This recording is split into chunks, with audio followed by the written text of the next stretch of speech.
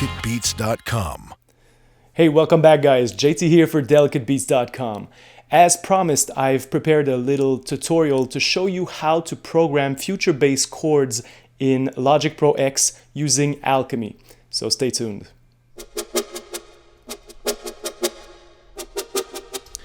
So what we're going to need for this job is Alchemy, which is Logic Pro X's latest virtual synthesizer. And if you really had to just learn one soft synth in Logic Pro X, that would be it, because the other ones are a bit outdated, and quite frankly, I think the layout and the intuitiveness is just not there. So with that being said, we are going to look at three aspects today. One is obviously how to understand the basic concepts of synthesis. The second aspect would be to understand some of the post-processing you can do on synths to make them sound bigger, better, silkier, etc. And finally, how to write chords for this particular genre, future bass. Let's create a new instance of Alchemy, and I'm just gonna copy and paste the MIDI information. For now, we're going to go back to understand how the chords are laid out. But first, what we want to do is understand a few basic principles in synthesis. So when you open Alchemy, you get this browser window, but what we are interested in is the advanced panel. And here, I know it can seem very, very confusing, but once you understand three basic, building blocks in synthesizers, you can pretty much work your way around any synthesizer. So the first thing are the sources. Sometimes they'll be called oscillators, and what they are basic waveforms you can build sounds with. So if I turn everything off and just keep the saw in, and by the way, it's always a good thing to, clear everything so there's no, modulation and filtering going on. So a saw wave sounds like this. If we look at the basic shapes, the sine, which was made popular by the infamous TR-808 by Roland. Okay. Now the square, so for all you UK garage fans out there, this is what they use for basses. And finally the triangle, which sounds a bit like the sine, but with a bit of distortion on the top. So let's say we want to build a future bass chord patch. We are going to go with the basic saw. And when you click again on the A for source A, this part of the panel here is going to change, like so. So then you can really work on your waveform. And the first step we're going to do is increase the unison to its very max 16 value. And what that means is instead of playing one saw wave, I'm now playing 16. Okay? And while the visual representation is not really, clear, when you detune those 16 waveforms, they are basically not playing from the same start point.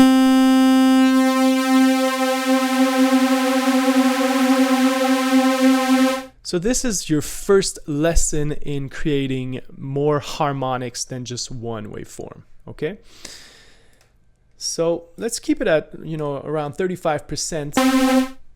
And we're gonna go back to the global view, and I'm going to show you the second building block you need to understand, and this is the filter, okay? And a filter is letting out more or less of a certain frequency.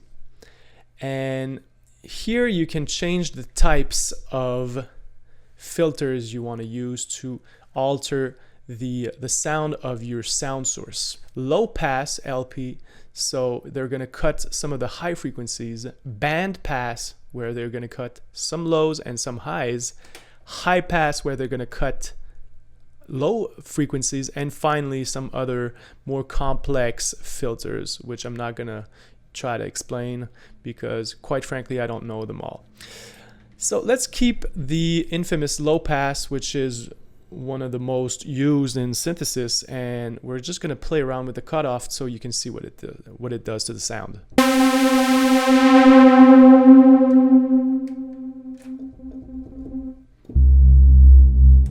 So you just remove high frequencies.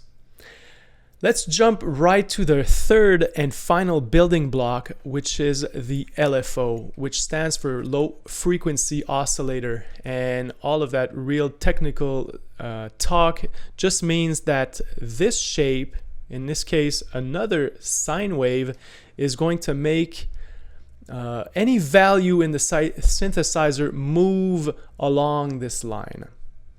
And what we want to do is apply this movement to the filter. So how are we going to achieve that?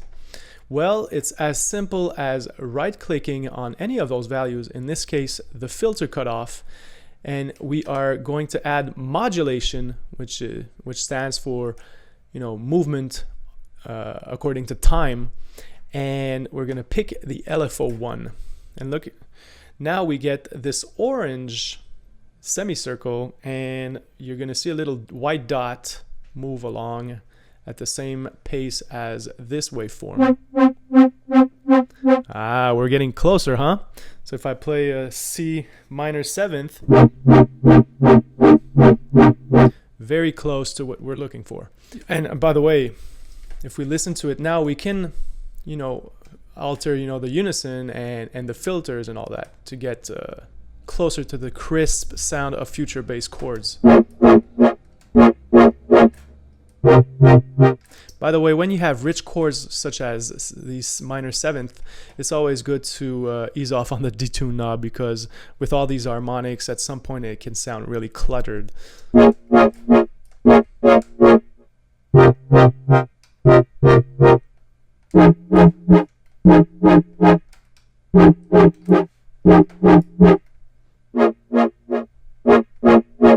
Always good also to not have this guy clip too hard.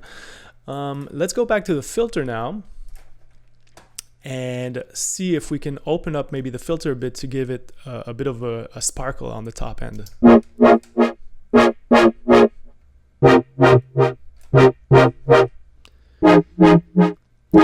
So this was the first portion of the tutorial where we lay down the basic synthesis for our sound. Next up is the post-processing.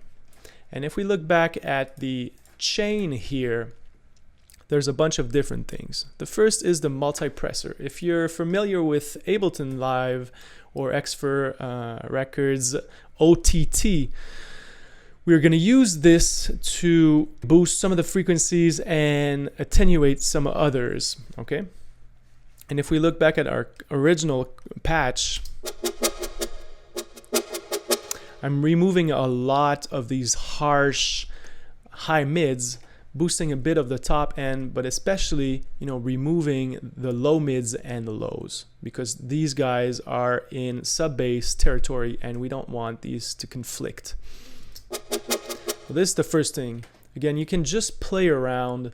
In this case, I had a fast attack to, you know, kind of tame the transients that came from the bounce in the chords. But you can use any setting really. It's just really an EQ, a simplified version of the EQ. And right after that, I do the exact same treatment, but where I get a bit more precise with what frequencies exactly I want to tame.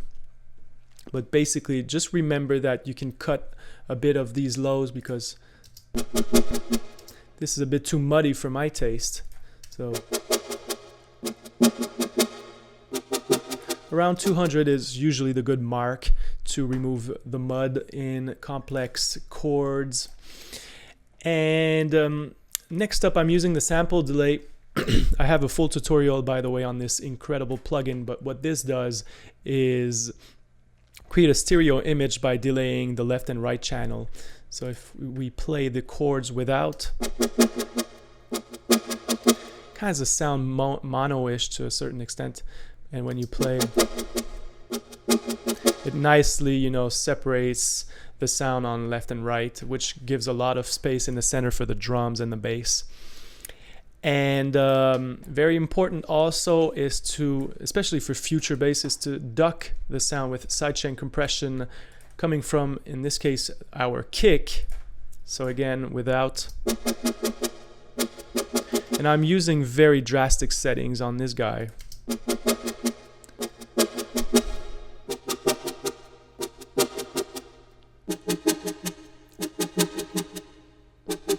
So when the kick hits, you really want to hear the kick and not so much of the chords, but right after that they kick in, and it gives again a nice little bounce to the chords.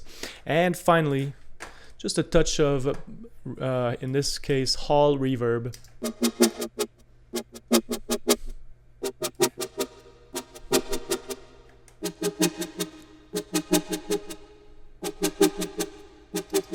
Alright, so this is it for post-processing on sounds. Again, see how, you know, we came up with this pretty simple sounding patch at first. But just by polishing the sound and, you know, making it move using sidechain compression,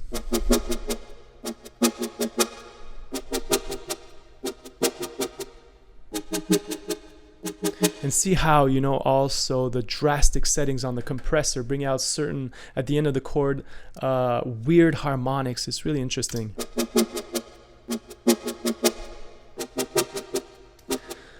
So the final portion of the tutorial is to just really quickly look at, you know, how to build chords for future bass. And future bass is really relies heavily on 7th minor chords. So here we go, show keyboard. So we're gonna make this guy a bit bigger, and let's look at basic music theory. So a triad. If we go for a major C triad, we would have C, E, and G. And if we were to get the 7th in here, which is right before our C, we would get this. So it sounds already more future bass-ish then. Next up, you want to go for certain inversions. So I would probably take this guy here and move it all the way down here. So something like this. If I move up an octave to make more room, and then you can play around, move this G down here, like so. And finally, you can remove this C because we're already playing it on the bass note, so something like this. And then you can go for minors. So this was it for the future bass chord tutorial. I hope you got a few good bits of information out of this. I thank you for watching. Obviously, if you have questions, use the comments below. Subscribe to the channel if you like this information and want to know more about, you know, EDM, Logic Pro X, and these kinds of things. I try to spice up the YouTube world with my own view on musical things. And on this note, I wish you a very good day, and may inspiration come your way. All right, peace out, guys.